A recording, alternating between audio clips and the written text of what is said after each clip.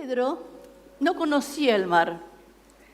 El Padre lo llevó a descubrirlo y por eso viajaron al sur. El mar estaba más allá de los altos médanos esperando.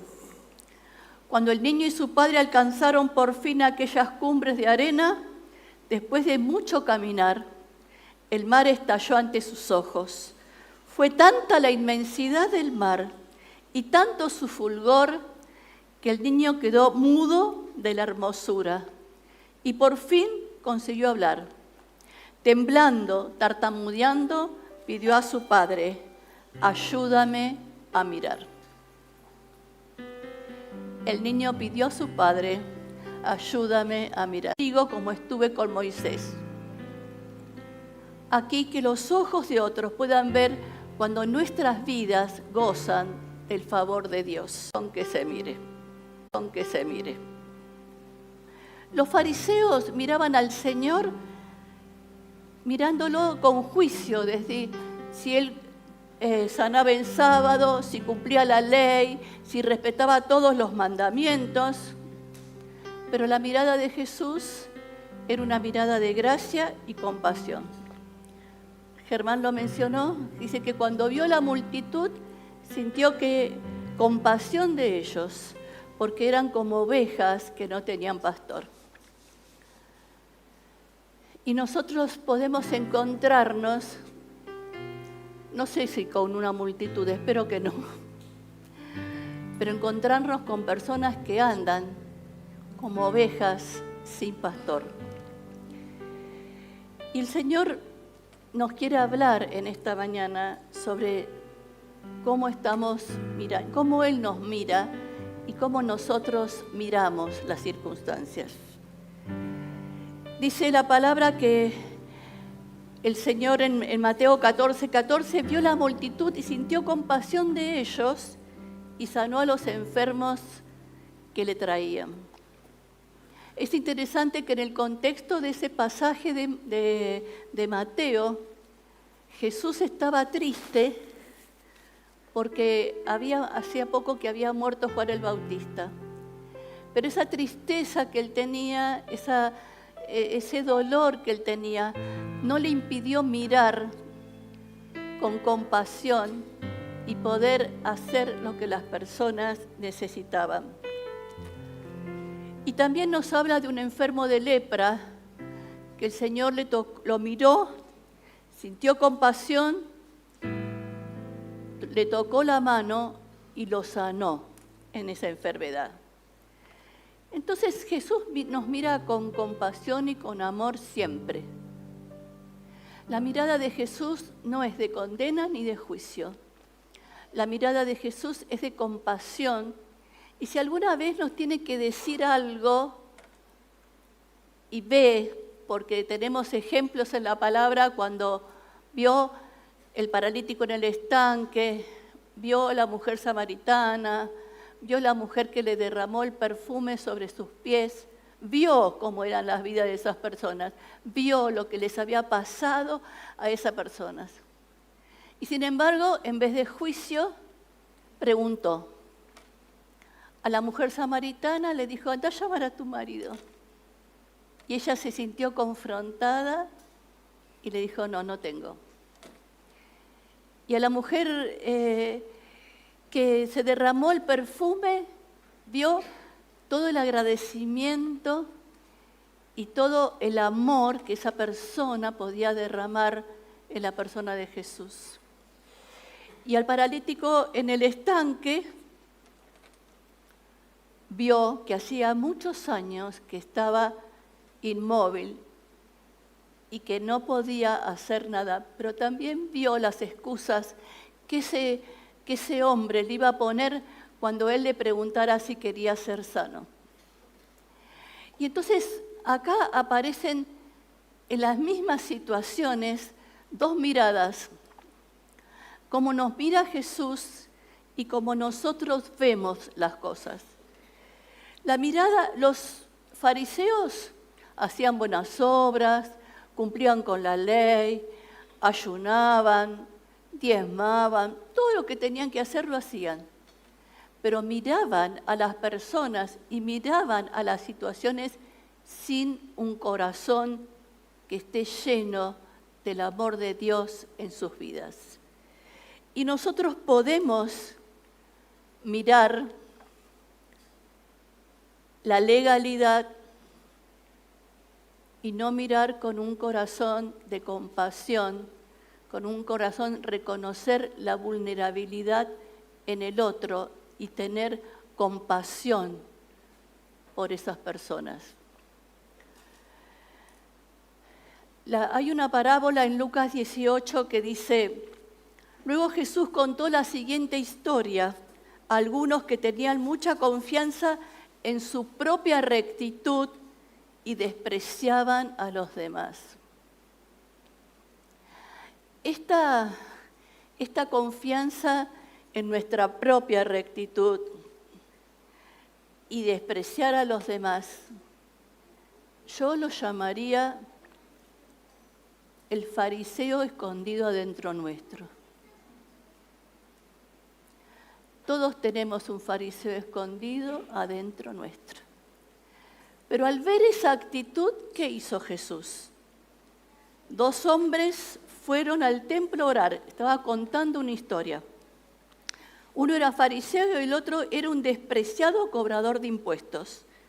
El fariseo, de pie, apartado de los demás, hizo la siguiente oración: te agradezco, Dios, que no soy como otros, tramposos, pecadores, adúlteros. Para nada soy como ese cobrador de impuestos. Ayuno 2 veces a la semana, te doy los diezmos de mis ingresos.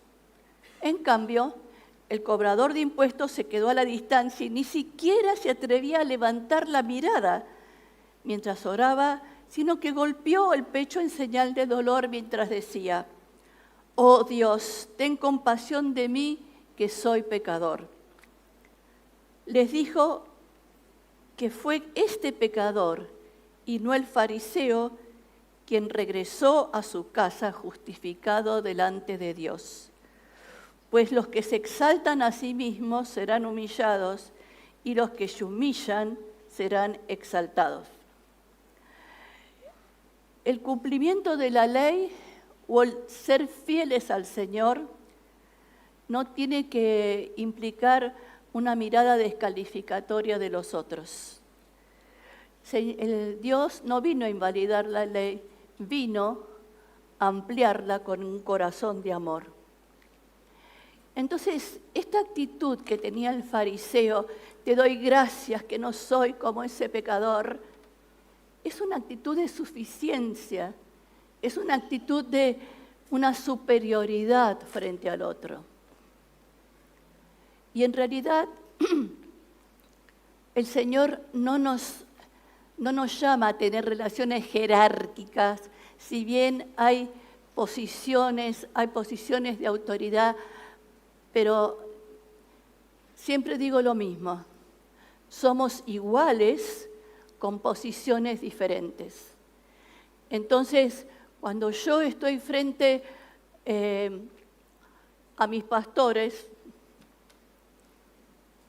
somos los 4 iguales, pero tenemos posiciones diferentes.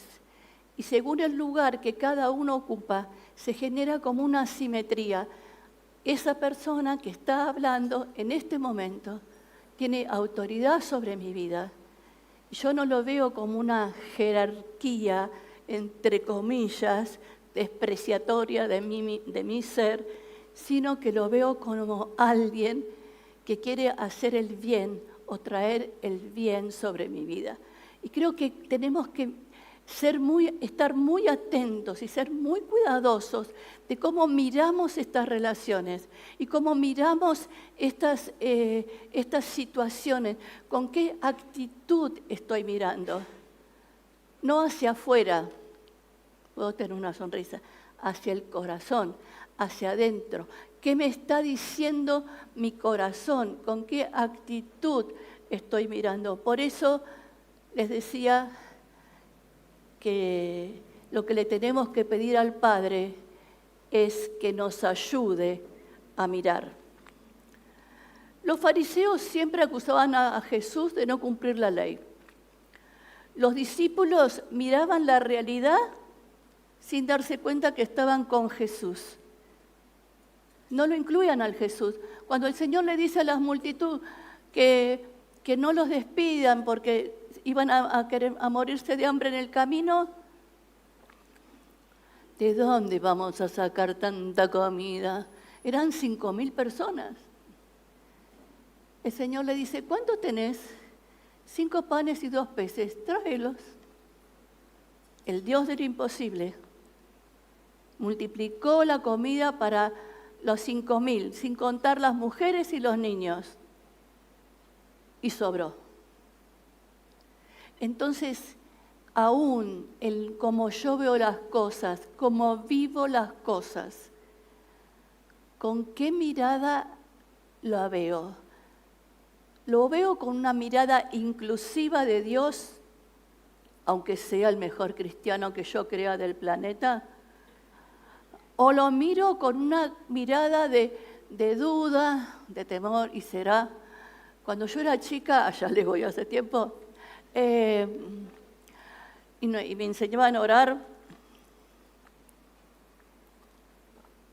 siempre había que orar que se haga la voluntad del Señor.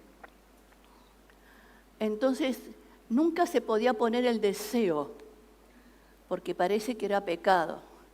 No, que se haga la voluntad del Señor. Entonces, uno nunca sabía cómo contestaba, si contestaba por sí o por no, porque siempre la voluntad se iba a cumplir. ¿No? Entonces, en la vida espiritual, yo tengo que saber también de qué manera el Señor me contesta. Y el Señor vio a muchas personas en su ministerio y sanó a muchas personas. Y a otros no sanó. Y por ejemplo, ese es un tema muy crítico cuando miramos el obrar del Señor. Vemos que en otros opera de una manera genial. Y cuando yo oro y le pido, a mí no me da nada. No me da lo que pido.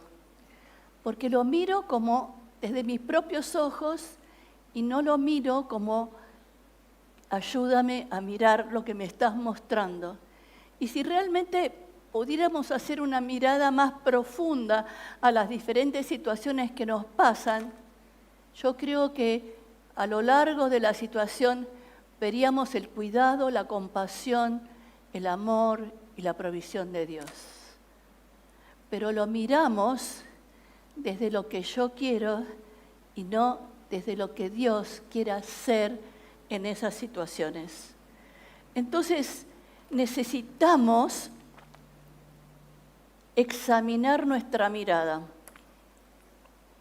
Hay un pasaje en Génesis 13:15 que me parece que es muy lindo. Dice, yo te daré a ti y a tus descendientes para siempre toda la tierra que abarca tu mirada. Te daré todo lo que abarca tu mirada. ¿Quién pone el límite a lo que Dios quiere dar?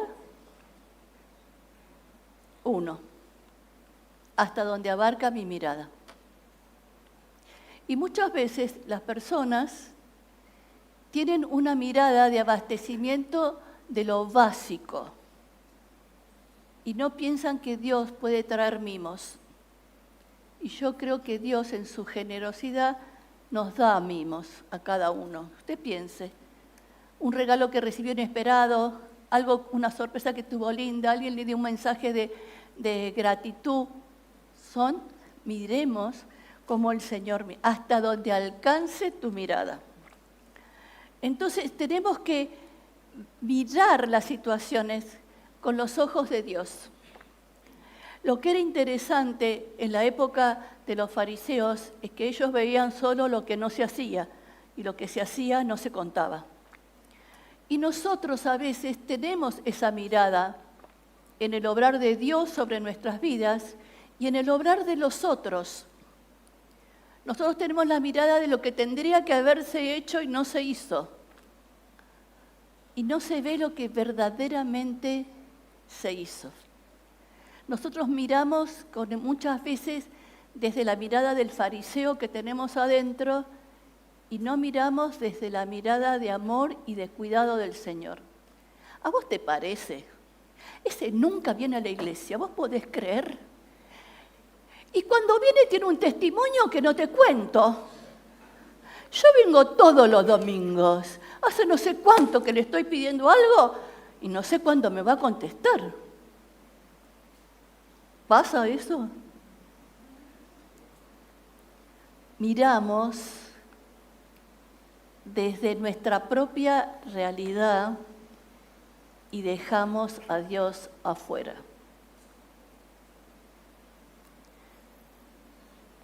Le digo que lo piense. A mí me hizo pensar mucho el preparar la prédica. Entonces necesitamos sanar nuestra mirada. Necesitamos limpiar nuestros cristales para poder ver con los ojos del Señor. Pero ¿qué nos dice el Señor? ¿Cómo nos mira el Señor?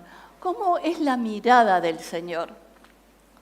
Dice 2 de Crónicas 16:9.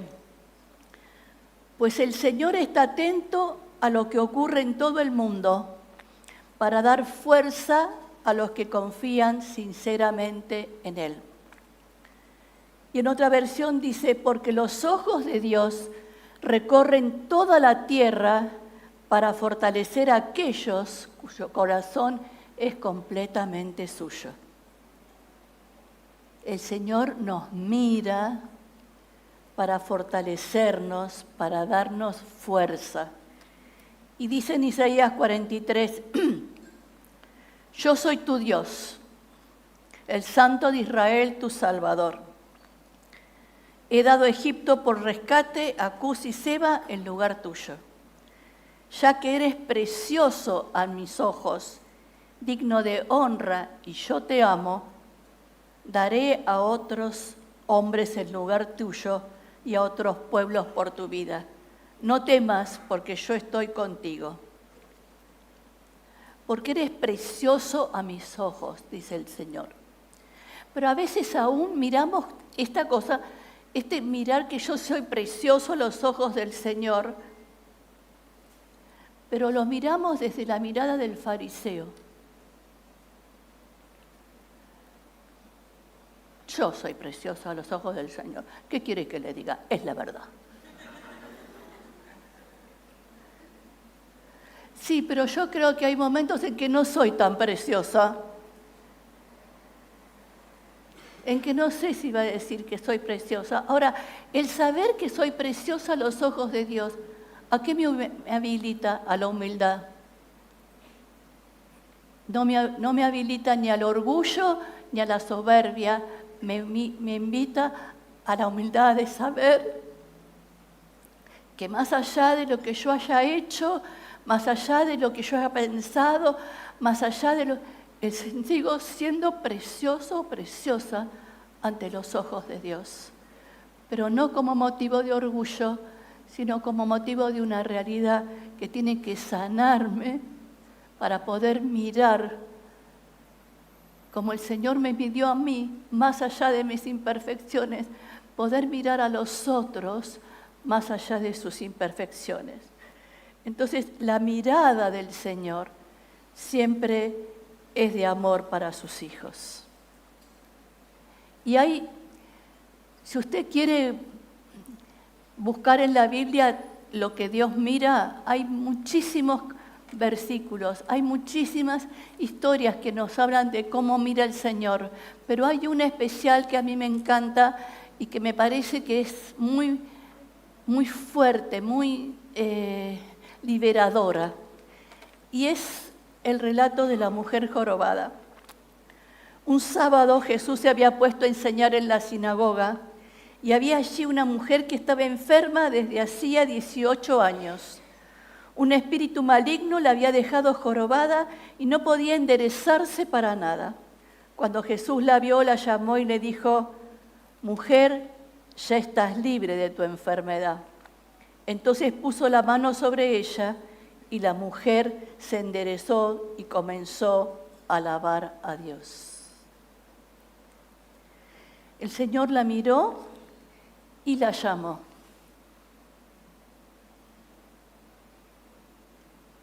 Y supo lo que esta mujer necesitaba. La enderezó de sus dolores, la enderezó de sus pensamientos, la enderezó de todo lo que había torcido y doblado, la manera que ella veía la vida, porque con esa encorvadura que tenía solo podía ver la miseria y el piso. Entonces necesitamos sanar esa mirada para enderezarnos y mirar lo que Jesús quiere hacer con nosotros. Entonces, Señor, ayúdame a mirar. Yo no sé si usted lo necesita, pero yo lo necesito. Necesito esa mirada que esté más allá de mis limitaciones humanas, más allá de mis prejuicios, más allá de cómo yo pienso que tienen que ser las cosas o cómo tienen que hacerse, más allá de cualquier obstáculo y cualquier limitación, y decir, Señor, no quiero mirar lo que yo quiero que sea, quiero mirarte a vos obrando en la situación. Quiero verte a vos obrando en las diferentes situaciones. Y si hacemos eso, me acepta y me da fuerzas nuevas para avanzar. ¿Qué estamos mirando y qué estamos viendo? ¿En qué tenemos que cambiar la mirada? ¿En qué necesitamos que el Señor nos ayude a mirar hasta donde abarque mi mirada de lo que Dios puede hacer? ¿Usted siente que le tiene que pedir al Señor que lo ayude a mirar?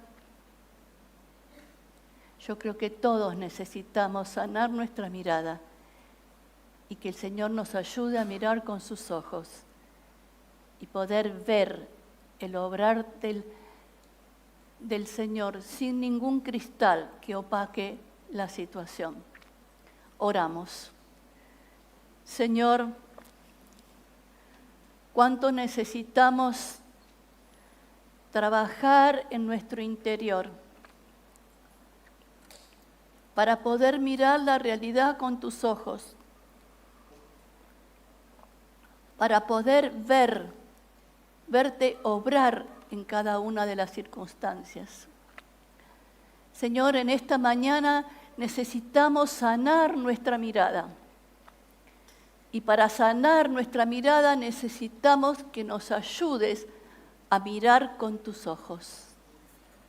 Señor, queremos dejar en la cruz, queremos dejar a tus pies todo lo que nos ha estorbado en nuestra mirada, todo lo que ha limitado nuestra mirada, todo lo que me ha entorpecido en el mirar.